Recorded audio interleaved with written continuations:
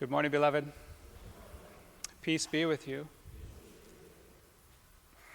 Today in our gospel, we have a very good principle and a good lesson for learning about God and God's will, and specifically the Father. We learn from this line here from Jesus when he says, the Son cannot do anything on his own, but only what he sees the Father doing. For what he does, the Son will also do. That's when I see that from both sides of the coin on this one. So one is we say, okay, Jesus can do nothing on his own. He's only doing what he sees the Father doing. And that's a good lesson in and of itself, especially how he says here at the end, he's just tying together this principle of life.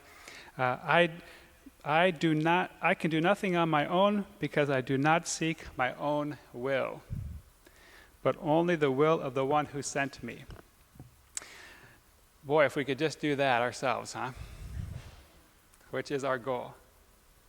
To do nothing of our own will, nothing of our own desire, but only seeking to do what is God's will, what is God's desire, what God is doing. And this is what how we're supposed to be living.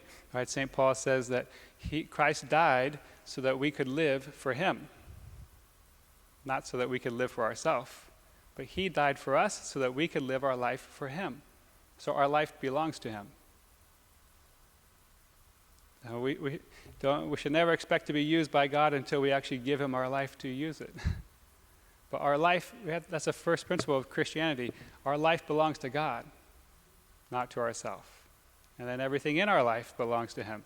My mind belongs to him. My strength belongs to him. My heart and love belongs to him. My choices belong to him. My time belongs to him. My treasure belongs to him. My money belongs to him. Everything, my whole life, my job belongs to him. Everything I do belongs to him because he saved my life. This is an old principle too. We lose it in America, but you still see it in the movies sometimes.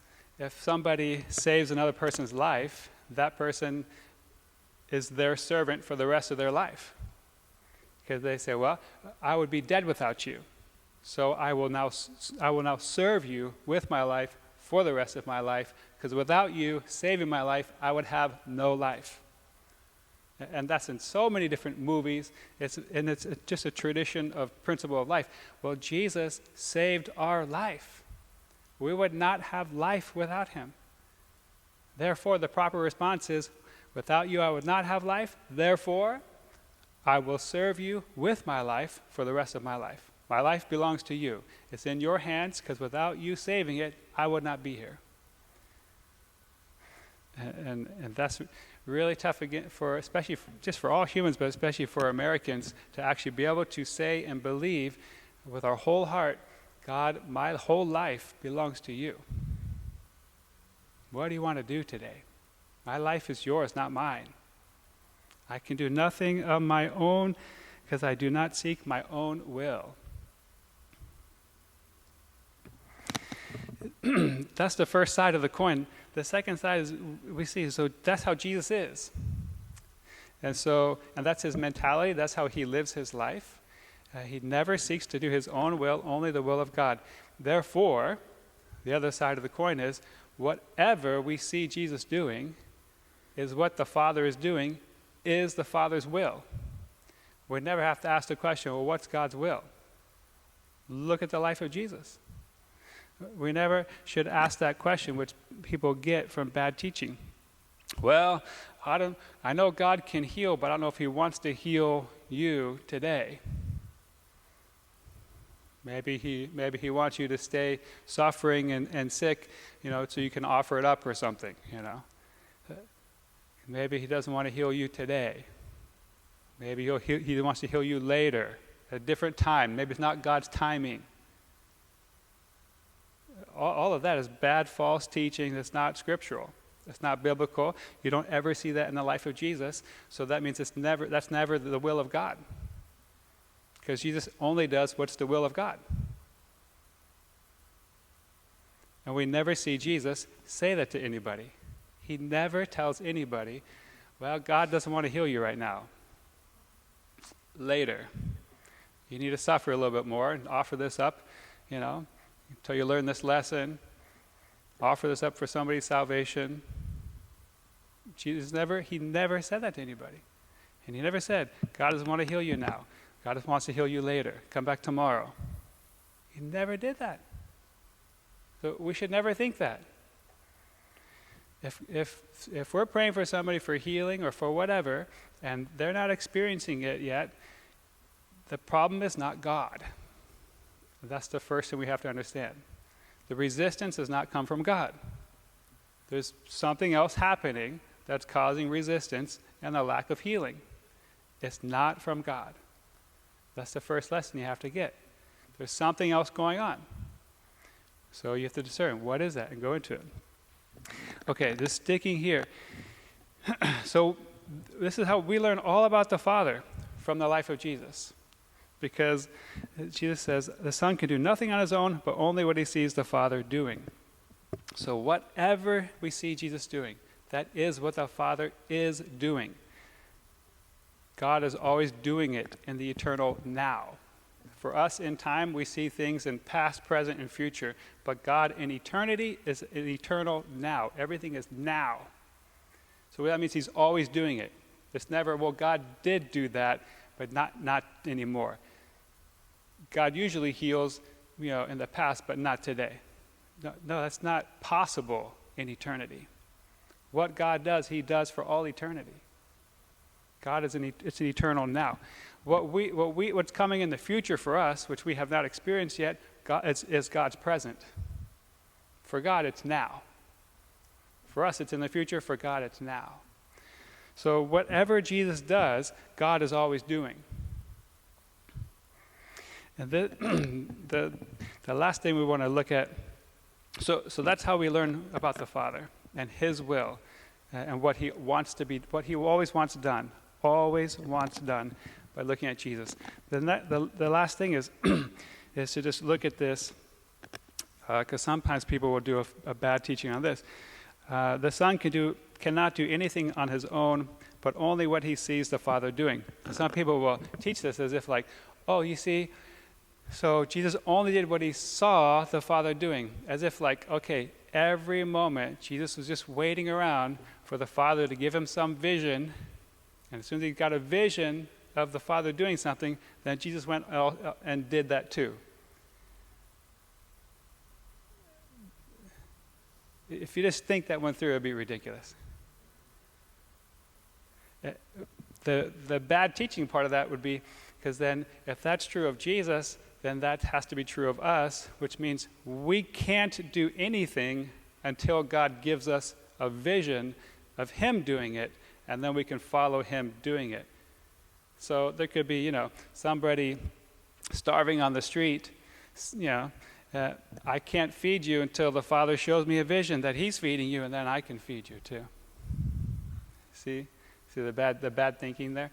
So Jesus was not just walking around and just whenever he got a vision, physical or internal, from the Father, like that the Father was doing something, oh, okay, Father, I'll go do that too.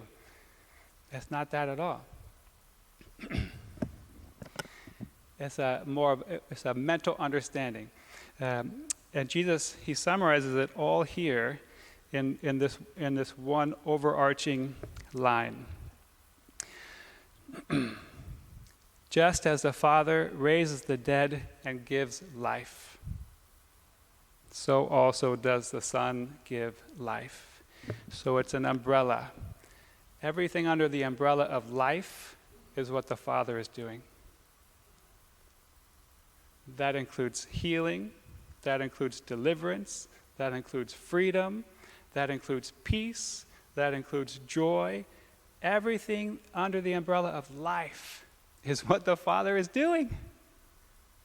Which means, so that's what he's always doing. And do you see that? Meaning, do you understand that? Jesus saw that, he understood that. See, think about just that word. We use that word, do you see that? Meaning, do you understand that? Jesus saw the Father doing it. He understood the Father does life. Wherever life is needed, that's where the Father is, and that's where I have to be and to do life.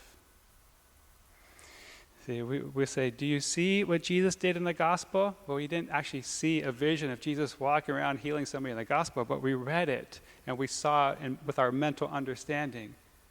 And Jesus saw the Father he understood the Father does life.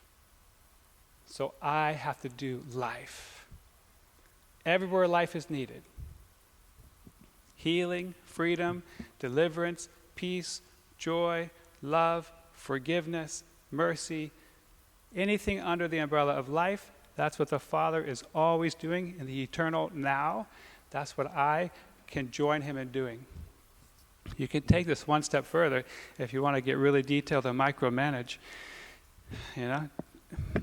just to help check your life. What do you see the Father sitting on the couch, watching the news, or binging on TV show series, hour after hour after hour? Is that what the Father's doing all day?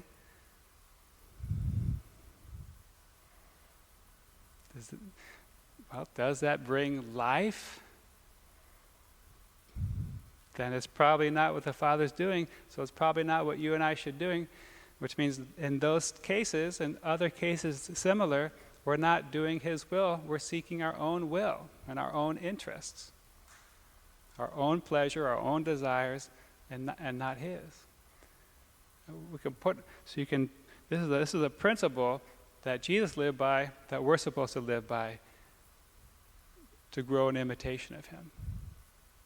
What is the Father doing today? Everything that encompasses life. And so where should the sons and daughters of the Father be? And what should they be doing? Everything that encompasses life. Everything that life is always life-giving, which means it never is about my own will and desires.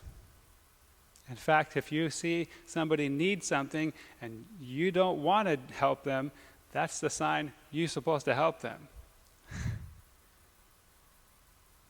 I don't feel like it.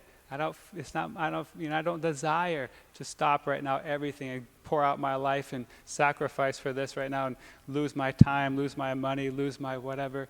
Okay, well, life is always life. Love is always life-giving. Life is always giving out.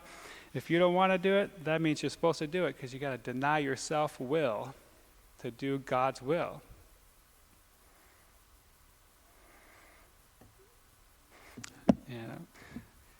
This one I'm preaching, but I don't practice very well myself. But I still got to preach it, so we get it inside all of us. So today, what will you see the Father doing? What life around you will you see him doing that you need to step into and do with him? Let us stand and offer our Father of life some more prayer.